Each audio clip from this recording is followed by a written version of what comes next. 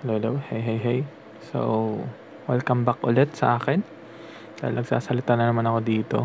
So, time check to 17 a.m. Which is, sobrang tahimik dito ngayon.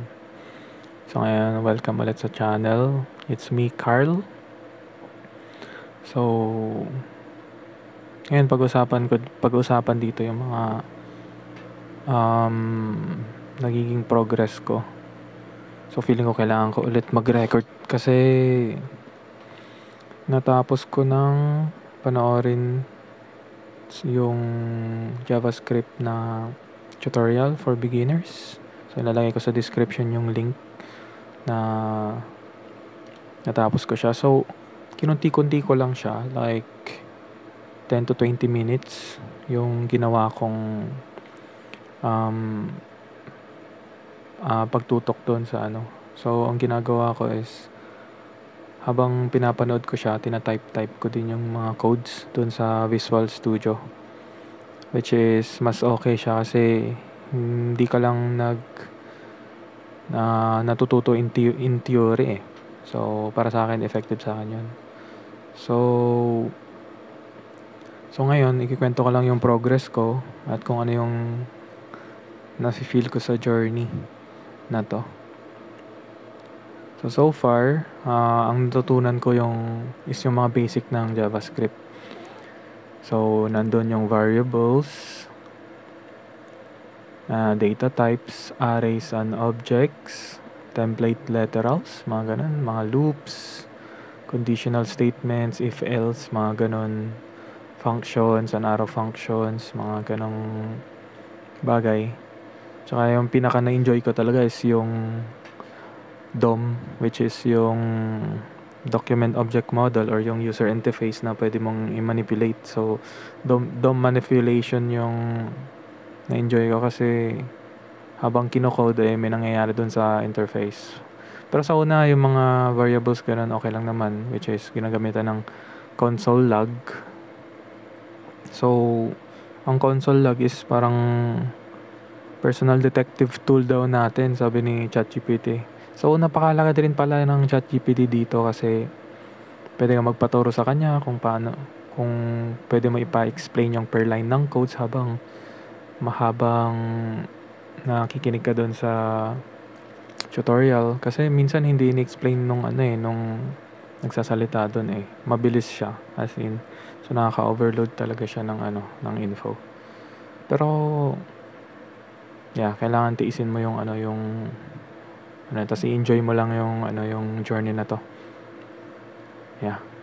So, ang pinaka na-enjoy ko talaga is yung sa last part, which is yung DOM manipulation. So, my feeling so far, to be honest, minsan napapaisip ako bakit ko ba to ginagawa.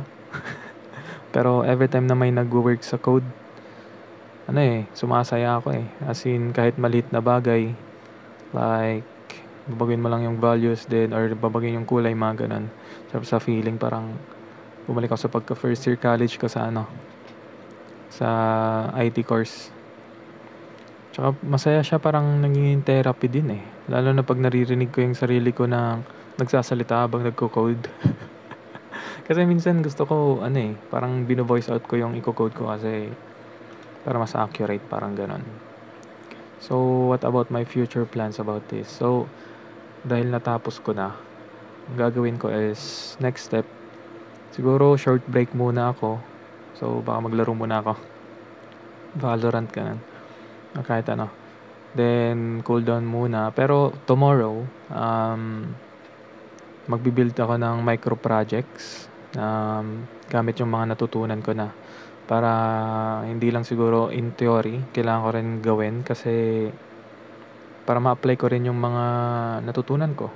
So, after that, pupunta na ako dun sa Udemy React course. Pero doon is JavaScript refresher yung gagawin ko ulit para mas confident na ako. Pero at least ngayon may foundation na ako ng JavaScript. So, every time na makagawa ko ng micro projects, mas na-apply ko, mas natututunan ko. So, mas okay siya. So, I'll keep documenting this progress kasi una una, gusto ko para sa sarili ko. Ta's 'pag nagsasalita ako parang therapy talaga 'to na, hmm, ewan parang nakikipag-usap lang ako sa sarili ko ngayon pero siguro may ma-inspire rin ako sa progress ko kasi ayan, from zero to expert yung ginagawa kong, journey para sa coding na 'to. So, kung nag-aaral ka rin ng coding or nag-i-start ka pa lang, this might inspire you hmm, pero kung pro ka na or kung ano, puwede mo na akong bigyan ng tips. Pero ewan ko wala naman ata nanonood dito, eh, ako lang.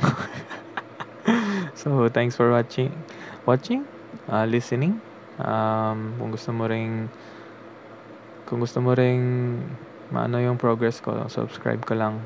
So, stay safe, stay curious, stay coding. So, I'm proud of myself. Yeah. Kasi natapos ko isang course na at yeah. Ang galing nung ChatGPT kapag sabay kayong 'pag tinuturuan ka talaga niya.